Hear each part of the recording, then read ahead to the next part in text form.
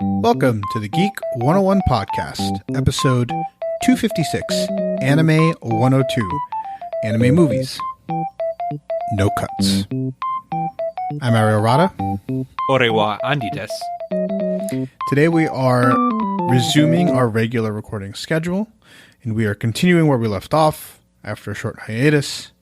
An important one, of course, to talk about anime movies. There is no news because although the world is starting to open, the news cycle and all of the entertainment industries have yet to pick up, and so there's nothing really to talk about except some terrible famous child literature authors. So Andy, let's get into our main topic. We're talking about anime movies. Yes, Ariel, what is a movie? Well, last episode, or last time we were talking... Last time on Geek 101. We talked about anime, and we talked about manga traditionally being the source, and we talked about some limited series. I think it is important to say that the process of creating anime movies is so vastly different from creating an anime series, much like the process for creating a film is much different than creating a television series. So let's, there's no need to get into define what a movie is, but let's get into a little bit about the anime movie industry. Is there anything about this industry that we can discuss that the audience might not know? Well, beyond the industry just being incredibly toxic and, the same thing as the video game industry, it treats its workers pretty badly. This is also true of the anime film industry. Yeah. It's not as bad, but the same studios that make movies also make the TV shows. The culture is there. Okay, gotcha. It's the same kind of production studio, almost like game development studio rush and mistreatment of workers and stuff like that. Right. Now, one of the interesting things about anime films is, though, they are often the vision of one person, right? Like, a name can be much more attached to an anime film than an anime series, right? These are the people who the story is typically just one big vision from its creator. For the movies. Right, for the movies. Okay. Series, though, because they are longer form in general, and you have teams working on it to make it come out week by week, it is not an entire vision by one creator. Okay. Yeah. So we're going to kind of break up our conversation into sections, and the first section we want to talk about is the big name in anime movies, and I think in terms of Western audiences, this is the quote-unquote studio company, right? This company, it has more of a presence in the anime film industry, or more mental real estate, right, than even Disney does in Western animation, right? You've got things like DreamWorks and other companies like that. Studio Ghibli in the Western eye is the big name. So, Andy, what are some examples or your favorite examples of Studio Ghibli movies? Well, I really like Kiki's Delivery Service, which is a cute little movie about a witch that's kind of like a Sabrina the Teenage Witch, and just the girl's life delivering things for people on her broom. It's very lighthearted, very good. Most people would be familiar, though, with Spirited Away, another little girl's journey through basically the Japanese spirit world to find a lost sibling. Yeah, I think the image, though, that is strongest among the branding for Studio Ghibli would probably be Totoro. Yeah, from My Neighbor Totoro. It's like this big Snorlax looking thing. Even today, if you look at Lin-Manuel Miranda's like Twitter Twitter picture, it is a plush of Totoro. So, and as somebody who has been to a Studio Ghibli store in Tokyo, Totoro is their, I mean, that's their mascot. Yeah. Yeah. So we've talked about some of these movies. What makes a Studio Ghibli movie special? What makes it good? Is there a general feeling to it? There is I would say that there is a general feeling to it, but first and foremost is the animation quality is one of the things that makes it good. This is a studio that very much like Pixar. I would really, a lot of people want to say that Miyazaki is like the Japanese Disney, but I really think Pixar is the American Ghibli. Yeah, that's a much better. I think you're right.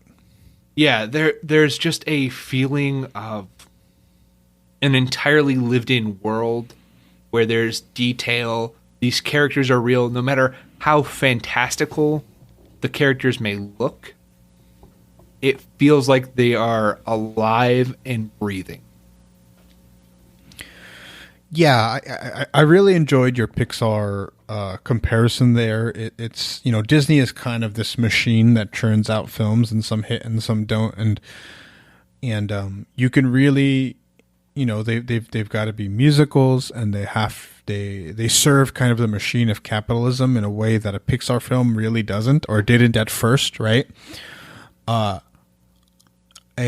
Disney a normal Disney animated movie like Frozen, like Moana, like, I don't know, Hercules, Mulan, those are bad examples, but like Aladdin, right? The big core movies, Lion King, they exist to not only be a Disney movie, but to produce merchandise, to option for a Broadway, to sell CDs, to sell costumes, to sell T-shirts. And Pixar has done some of that to pay the bills. Let's say Cars. I think you see some of it in Toy Story, but I think that was a product, a result of its success, and not a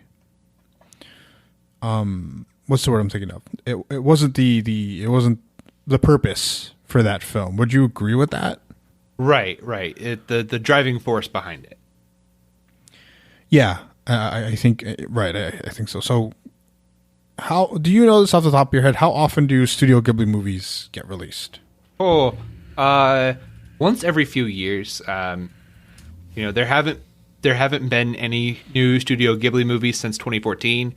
The studio kind of shut down for a little bit. Went into retirement. There will be a new one coming out soon, in 2021. Directed by Hayao Miyazaki's son Goro, and you will have another movie, How Do You Live, in 2023, directed and written by Miyazaki. Okay, so yeah, so the big ones, from the beginning, right? 86, then 88, so 2 years, and 89. There's never more than a movie in a year. And it's hard, and that's how Pixar used to be, right? But now Pixar does two. One that you think, one that most people would consider to be really, really great, and the other one would consider to be almost like a weird filler movie to make money. And that's kind of how they've operated since Disney bought them. But you mentioned the big name here, Andy. You mentioned the man most associated with Studio Ghibli, and that's a director and creator called Hayao Miyazaki. If you looked at the page for the Studio Ghibli movies, his name is on every.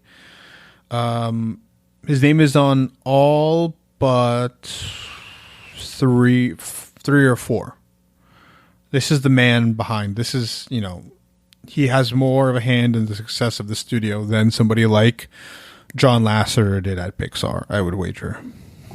Right. And Hayao Miyazaki, he's done a lot of more screenwriting than people think he has done. His movies, the movies he hasn't done or directed himself, Grave of the Fireflies, Only Yesterday, Ocean Waves, Pompoko. Like there are a handful of ones, and that's like kind of the thing about Studio Ghibli is that it's I always forget if it's Ghibli or Ghibli. Anyway, and that's you have these movies created by this one visionary director every couple of years, and then in between are movies funded and pushed by the studio as a whole. I think it is with Grave of the Fireflies, the incredibly depressing, incredibly sad story, right? But you can almost instantly tell a Miyazaki film from a Isao Takahata film.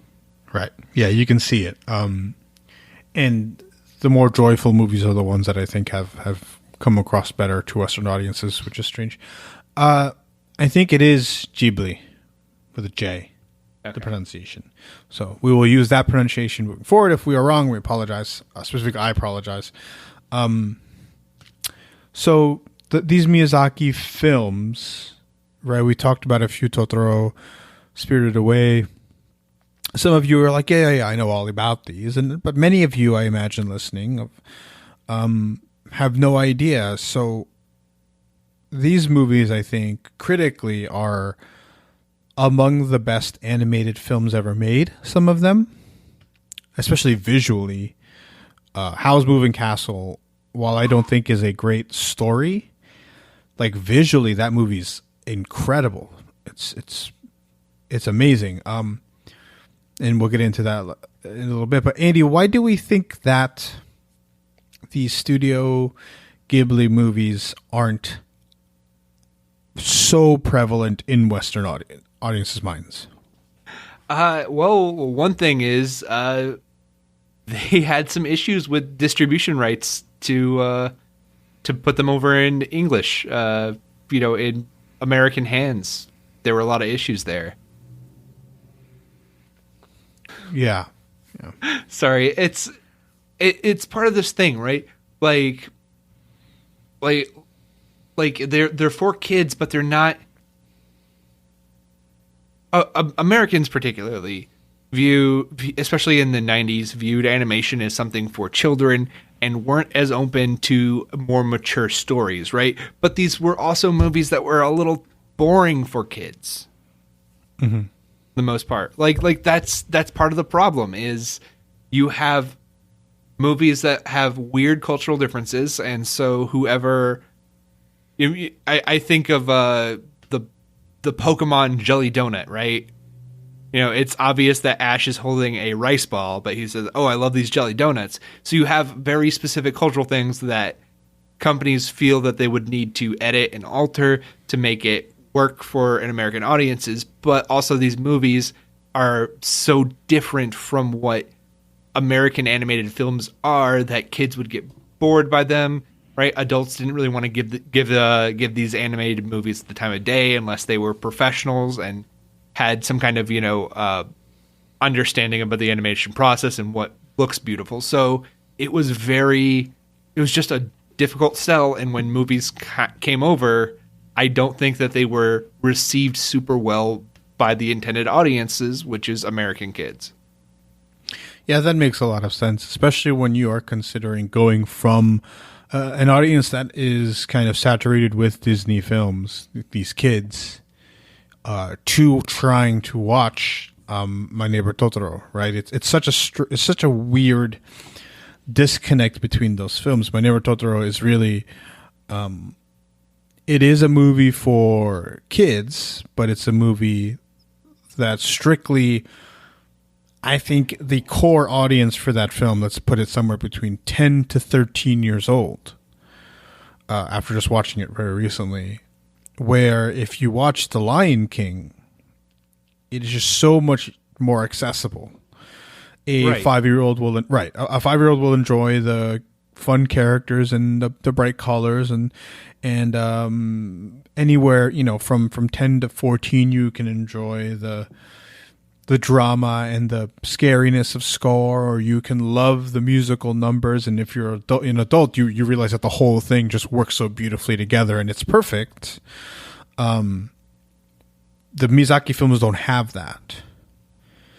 Right, right. I mean, right. if we take a look at Kiki's Delivery Service, which came out in Japan in 1989, it didn't come out with an English dub until 98. And let's look at a movie that came out in 1998 right next to it. I mean, that's man, gotta. I think it was Hercules, maybe.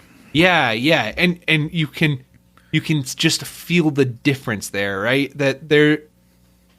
If you watch Hercules and then you watch Kiki's Delivery Service and you tell kids to pick one or the other, they're going to be picking Hercules. Hercules is much more exciting. It's much more accessible to them. Yeah, and it is frustrating, though. I think in the 80s, in the late 80s, right? So we're looking here, 80 for Disney. The releases in Disney. 89 is The Little Mermaid, my least favorite movie of all time. Why is that? Why is that, Ariel? Why is The Little Mermaid? All right, so let's look at this. 81 is Fox and the Hound. 85 is The Black Cauldron. 86 is The Great Mouse Detective. Okay. And it's not until 89 that we have the first of that Disney Renaissance with The Little Mermaid. If things were different, and what movie did you mention? Was it Kiki's Delivery Service? Yeah, Kiki's Delivery Service. If Kiki's Delivery Service, which came out in 88, releases in the United States with an English dub in 89, you can sell that to kids, right? That's a way better film than The Fox and the Hound. Yeah. The animation's right. The animation's better. The characters are more accessible. But what happened was, since it tries coming out in 98, and now kids are saturated with The Little Mermaid, Beauty and the Beast in 91, Oscar winner, right? Aladdin in 92, Lion King in 94, right? Pocahontas in 95, Toy Story in 95. We just learned... We were conditioned to think animation should be something else, and so maybe the Ghibli movies just did not have a chance to succeed. Yeah, I can definitely see that being one of the issues, right? Yeah, I think that's part of it. The accessibility of the Ghibli movies, I think, extends beyond just let's say English dubs in theaters. I recently saw a tweet by one of the Screen Junkies / Movie Fights guys named Dan Merle. He is, for lack of a better word, a professional film critic or content creator based off of pop culture and film and media. And he recently tweeted on June 5th, 2020, I am going to watch my first, paraphrase. He's basically watching his first Studio Ghibli movie in 2020. And I don't think that's a condemnation of Dan as a person, Dan Merle. I do think, Andy, like we just mentioned, it's a condemnation on how American studios and American entertainment business just kind of refuse to promote and let these films that we all agree at the very least look incredible. There's no denying that they didn't let them succeed. Right. Yeah, there was no option.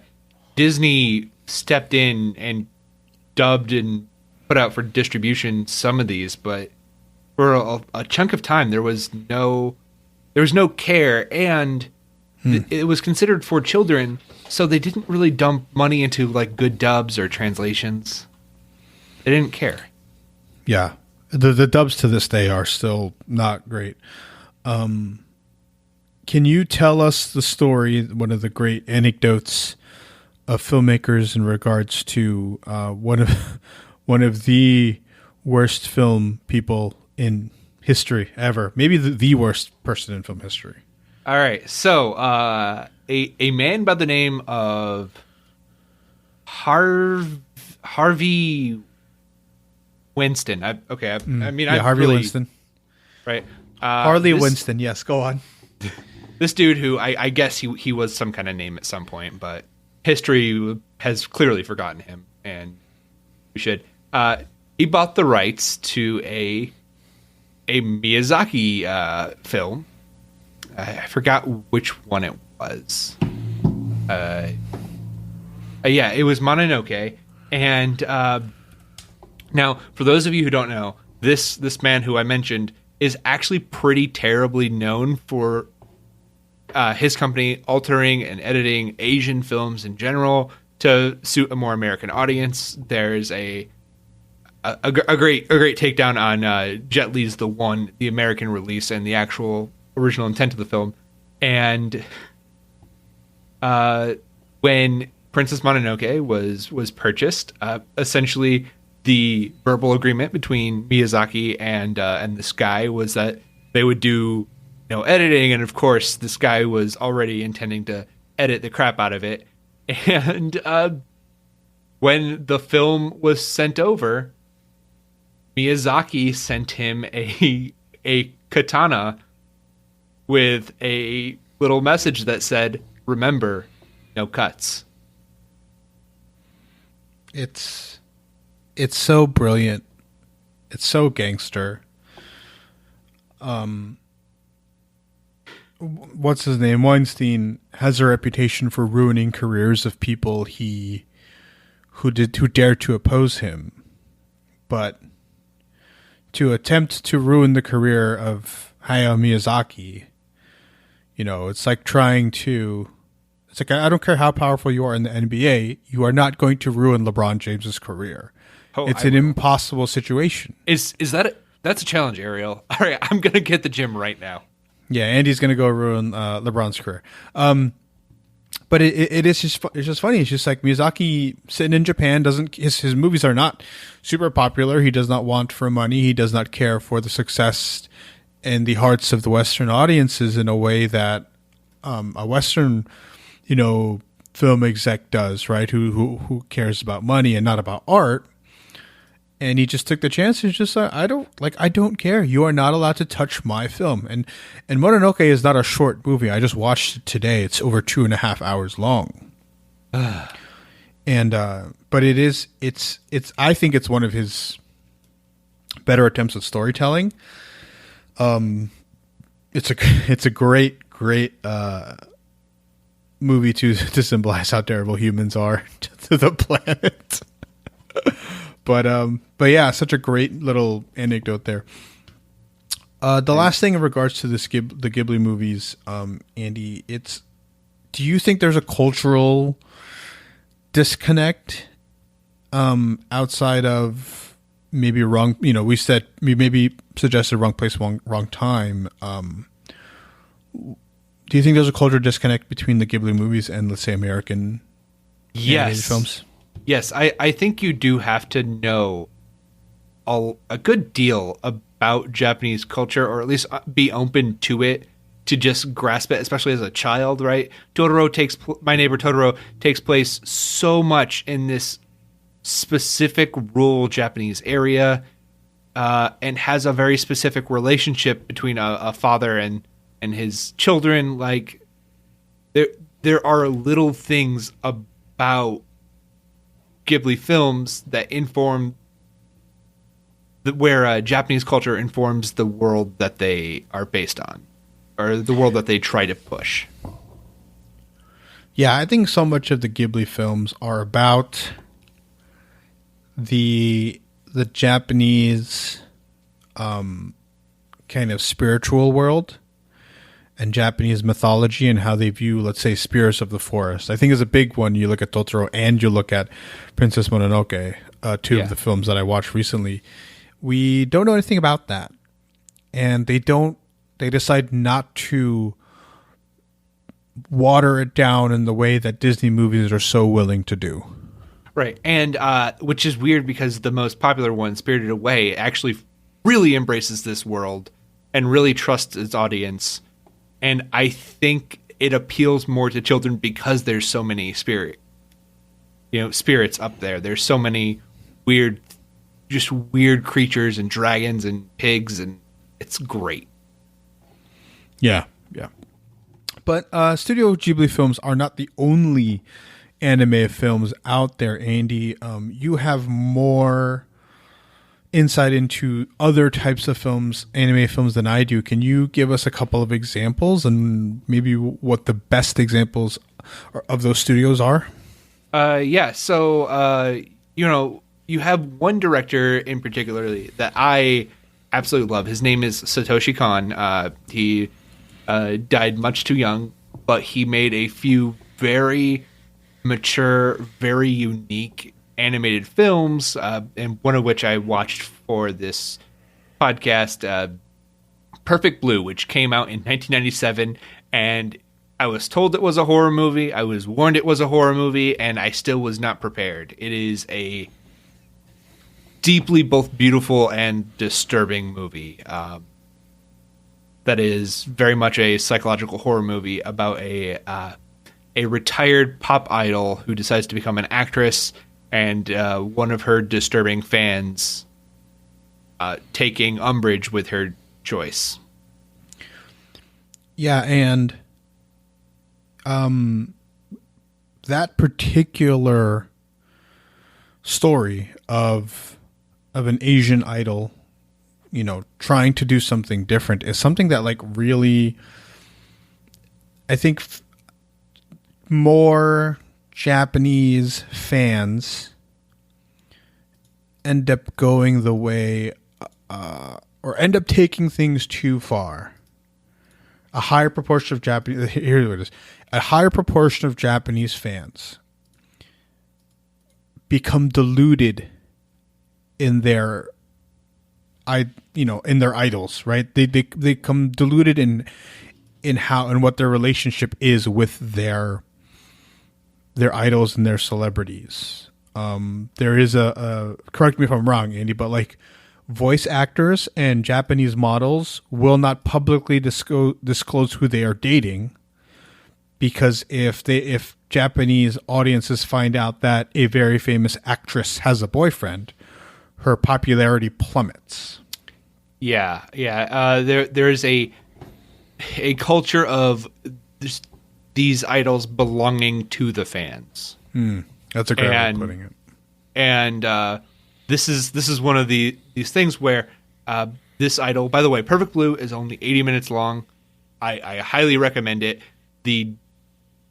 It is not a horror movie with your jump scares or your gore. It is just a psychological horror movie, where also, maybe the version of this idol that the fans saw before she left might also be haunting this actress as well.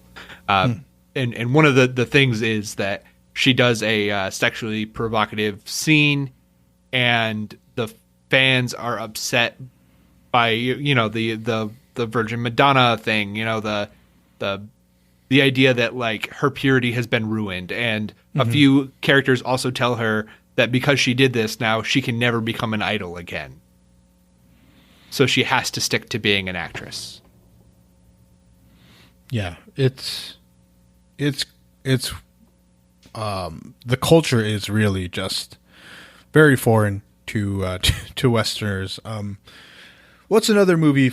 Is there another movie from him that you'd want to talk about, or do we want to move on? Yeah, I think for Satoshi Kon, the one piece of work that people who all grew up watching Adult Swim in the aughts will remember is actually a TV show called Paranoia Agent. Ariel, did you ever watch Paranoia Agent? No, I have not. Okay.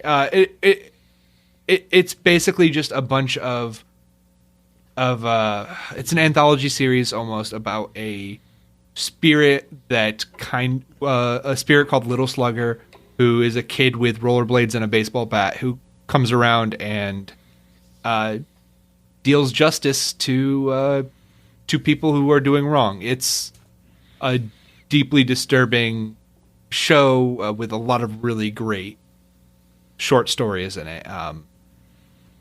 But Satoshi Kon just is very cerebral. The way he conveys emotion through as few frames as possible is kind of genius. I highly recommend anyone give one of his movies a shot. Millennium Actress and Tokyo Godfathers are much more family friendly. Tokyo Godfathers is a perfect Christmas movie, by the way. And those are good, but Perfect Blue was a deeply disturbing and very mature movie to watch. All right, let's move on to the next anime filmmaker, one that I have very limited, but I do have some insight into his works, and that is Makoto Shinkai. Yeah, this guy is he. A lot of people who don't know anime very well will call Shinkai like, oh, he's the next Miyazaki, and no, his work is much more tied to Satoshi Kon's thematically. Sure, they're just such different tones of film, right? Like it's such a. I would never compare him to Miyazaki. Miyazaki is full of wonder, and he's full of. I think the wonder of Miyazaki, right? His desire to create these amazing worlds in his stories. I don't think that translates to what I know of Makoto Shinkai's work. Yeah, no, not at all. So, Your Name is, of course, the biggest one he's known for. Yeah, which maybe we should do like a little video on once we both decide to rewatch it. Tonally, is there any theme that you can tie the films with? It's a very like mournful love and understanding of like childhood relationships, I would say. Okay, yeah, or that's youthful relationships. Right. Okay. Yeah, he seems to have much more personal works, while Miyazaki is kind of fantastical works. Right, and one of the things about his works and what kind of put him on the radar for people is that his animation style is so incredibly beautiful and detailed. Oh yeah, and since he decides to put, is it all his films in the real world?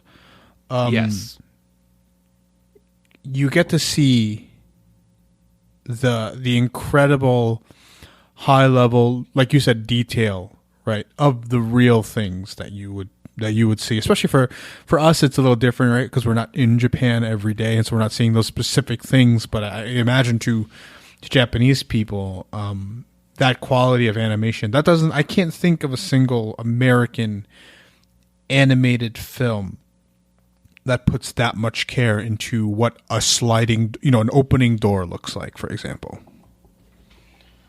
Yeah, and he's known for making his first movie entirely on a laptop by himself, and that's incredible. He's one of these people who really became known because of how beautiful he is from a technical standpoint and able to do this hand-drawn animation on a computer as well as anyone else. That's really cool. All right, is there any other anime filmmaker we can talk about, or should we move on to our last kind of subset for this conversation?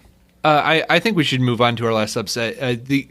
I think the point here is being made that anime films are just as varied as any other genre, right? You've got all these different kinds of stories to be told and different ways to tell them, and I'd love to do another episode on some of the weirder, deeper cuts, like The Night is Short, Walk On Girl, which is a bizarre, surreal movie by another director named Masaki Yuasa. Yeah, and so we also have to mention that there are anime movies that are more reflective of the most popular, most famous anime series. I think the one of the first anime movies I ever watched was a movie called Ninja Scroll that came out in 1993. It's a very adult film. The animation is more, it's closer to something like Cowboy Bebop than it is to something like Dragon Ball Z. But this guy, this filmmaker, Yoshiaki Kawajiri, I hope I said that correctly. He has also done Vampire Hunter D. There's just so much to talk about. We talked about a couple of the filmmakers that are more that are still making movies today. We'd be remiss to not talk about things like Ghost in the Shell or Akira, films that came out of the kind of Japanese technological revolution. Of course, and then characters end up being played by Scarlett Johansson, blah blah blah. But the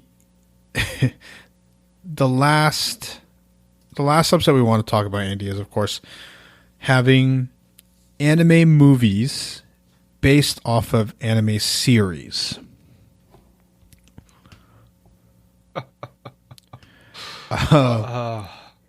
So what we mean is, we talked about a couple of anime series last time.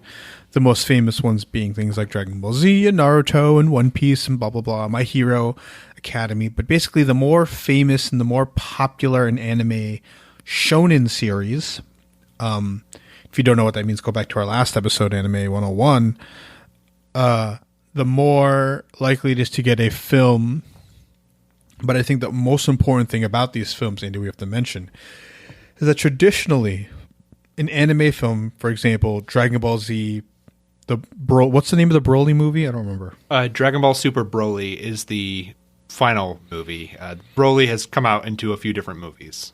Right. So whatever Dragon Ball Z, Dragon Ball Super movie featuring Broly traditionally is not part of the original Dragon Ball Z canon or the official storyline, right? These are spin-offs that don't quite fit in the timeline and introduce characters that don't really exist, so you can't really take into account what the characters do in them, and they're not traditionally are not created by the original creator of the anime or manga. And to me, that's the big part, right? If the guy who wrote One Piece did not write this movie, I'm not taking it in any value in terms of what it means to One Piece. Right. And essentially, these movies are an excuse for fan service. Like, they are just an excuse to dump in money to get beautiful animated fights and character moments that are kind of lost in the animated shows. The animes don't have the budget to cover. There's a quality of animation called sakuga, and while you might be able to get 10 minutes of that in an entire season of an anime, the movies are typically nothing but that.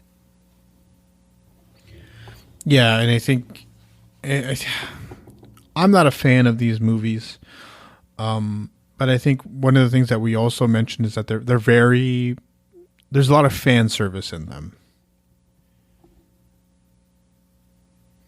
Yes. Do you think that is? I don't find much value in it. I think a lot of people do. But Andy, would you agree with me that these are really just to make money? Yeah. They're designed just to cash in on this kind of thing. They are designed to be the thing that keeps these animation studios kind of afloat so that they can do other more interesting things later. Yeah, you can't blame them for that. They go out in theaters, they make money, people get excited. Right. I always feel like these, you know, that old thing of like one for them, one for you. Yeah. And these are usually, they always feel like the one for them, right? This is, you make money so your company can stay open and then you can make something interesting. Yeah, totally agree. Actors, this is more traditionally an actor thing in Western audiences, right? You'll see Michael Caine and other people, and what's his name? That guy Eddie Redmayne make a movie that's just inexplicably terrible, and then he goes to try and make an Oscar movie or something like that. But yeah, anything else about anime movies before we get out of here, Andy? No, I just think people should give them a shot. Yeah, you know. Be adventurous. Look around for The Night is Short, Walk On Girl is on Hulu. Give it a shot. It is it doesn't even look like an anime movie. It looks so weird and it's so cool. Yeah. All right, let's get out of here. But before we do that, Andy, let us do some homework. What do you got? All right, for homework, what I have for everyone is to get ready to listen to my side podcasting project, Monkey Off My Backlog. That'll be the first episode will be in the feed sometime soon, and then we'll be having our own feed later. But read Dune. I'm trying to get through the book Dune by Frank Herbert right now, and everyone should give it a shot because it's kind of fascinating, and I'm sad that it took me so long to break through the first 50 pages. Yeah, I've heard. I've heard that many people have had that very specific difficulty. My homework, I have two pieces of homework here, Andy. The first one is something that I kind of exercise loosely. And the second one is just a movie that I love, one of my favorite movies. So the first one, the more important piece of homework, let's stop watching or reading or listening to stories about white people being terrible. That means mob movies, movies like The Joker, Stephen King books that are about someone being terrible to other people. There are great stories that feature white people being terrible to other people. Great movies, right? There are great movies about that. The problem is that there are so many of those types of movies, right? Taxi Driver, I don't know, The Godfather, right? They're just Apocalypse Now, or think like whatever. There's just so much of it in a time where we need to be elevating and speaking about specifically black voices, and the systematic racism that permeates every single industry, and very much so in the entertainment industry. I think it's important to read and watch and consume stories about black people, indigenous people, and other people of color. My side homework, right, even though this does feature white people and it does feature some white people being terrible, it's not what it's about, is watch Captain America and the Winter Soldier. It is about a... really... What? Do you need to tell our audience what Winter Soldier is about? Well, listen, right? It's about a former soldier who discovers, or a law enforcement officer who discovers that the agency that he and many others have worked for is corrupt to the core, and instead of deciding that reforming is possible, right? He decides that you have to abolish it completely, burn it down to the ground, start over, do something different. He specifically says there's nothing left to salvage. We're going to burn it to the ground. That's what Captain America says in that film when he discovers that his agency is rotten to the core. So that's my very specific lens that I watched Captain America: The Winter Soldier from today. Andy, do we know what we're doing next week? I think we do, Ariel. I don't know if you'll be happy about it. Artemis Fowl. Oh, is that next week? Oh, no. It hits Disney Plus on Friday. All right, we're going to do it. I'll read the book, and I'm not going to be happy about it. But I think it's important that we need to do it, Andy. You know how my policy is to not watch bad things, right? This might like larger, or I just haven't been doing it, just trying to avoid it. I think we have to do it. Well, we've been talking about it for so long, Ariel. We've been waiting for this movie. Okay. Yeah, we'll do it. Expect Artemis Fowl. The book is definitely readable within a week if you feel like doing that. So, all right, let's get out of here, Andy. Where can people find you? You can find me online on Twitter at Hebrews Paleo. All right, you can find me at Poorly Island Boy. You can find us at Geek 101 Podcast on Twitter and Facebook and Patreon. Email us geek101pod@gmail.com. That's all we have for today. Class dismissed.